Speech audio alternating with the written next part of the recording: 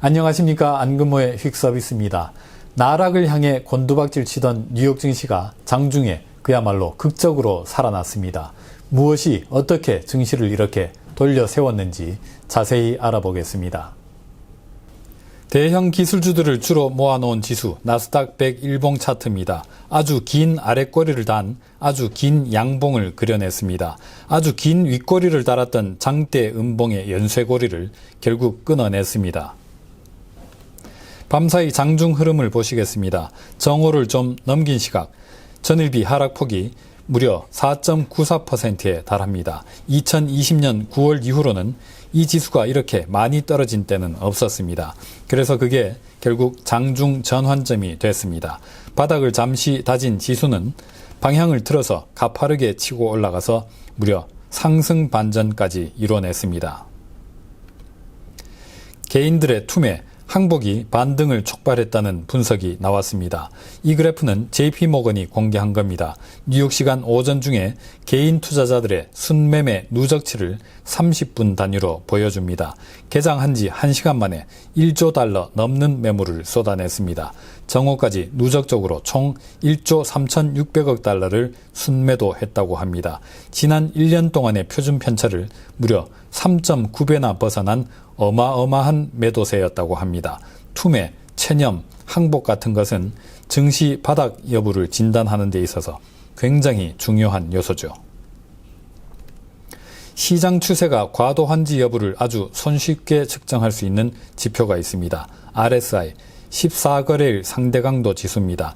이게 30선 밑으로 떨어지면 매도가 과했다는 뜻이 됩니다. 최근 이틀 연속해서 그런 신호가 나왔습니다. 한때는 2018년 10월 이후 최저 수준으로 RSI가 떨어지기도 했습니다. 그럼 그 2018년 10월 당시 주가는 어떻게 바뀌었을까요?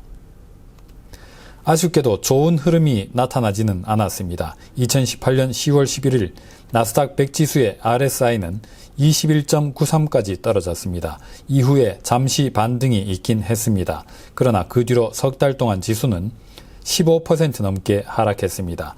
파월 의장이 중립금리까지 한참 멀었다면서 아주 매파로 돌변했던 바로 그 시기에 있었던 일입니다. 밤사이의 나스닥 100 지수는 장중 하락률이 4.94%에 달했습니다. 그런데 결국에는 0.49% 오른 채 마감했습니다. 이 정도의 거대한 반전이 있었던 사례는 지난 2001년 1월 8일이 마지막이었습니다. 당시 나스닥 100 지수는 장중 5.15%나 추락했다가 0.6% 올라서 거래를 마쳤습니다. 유사한 사례들이 아주 드물지는 않았습니다. 한 가지 걸리는 점은 죄다 2000년부터 2002년 사이 또는 2008년에 있었던 일이라는 사실입니다.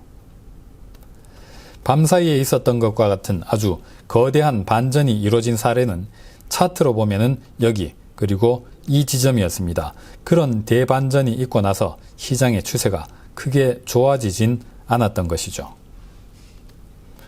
밤사이 구체적으로 무엇이 반등을 촉발했는지 살펴보겠습니다. 정오를 좀 넘긴 시각 노란색 선 미국채 2년물 수익률이 흘러내립니다.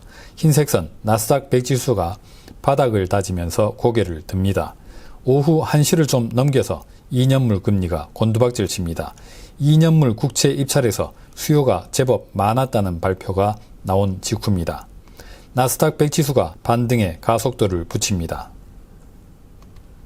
아시다시피 미국 국채 2년물 수익률은 연준 금리 정책 전망을 반영합니다. 연초 이후로 증시가 이렇게 폭락하는 와중에도 2년물 금리는 거침없이 올라갔습니다. 연준이 물러서지 않을 것이다. 그런 관측을 상징한 흐름이었습니다. 그러던 2년 금리가 이렇게 꺾이자 주식시장 분위기가 살아난 겁니다. 연준이 온순해질 것이라는 기대감, 그게 증시 반등 배경에 있었던 듯합니다. 이틀 뒤에 파월 의장이 어떻게든 답을 해줘야 할 것 같습니다. 오늘은 여기서 마치겠습니다. 감사합니다.